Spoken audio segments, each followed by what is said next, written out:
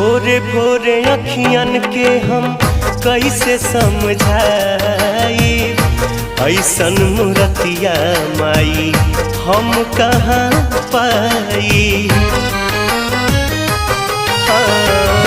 भोरे भोरे अखियन के हम कैसे समझाई, ऐसन मूर्तिया माई हम कहाँ पाई।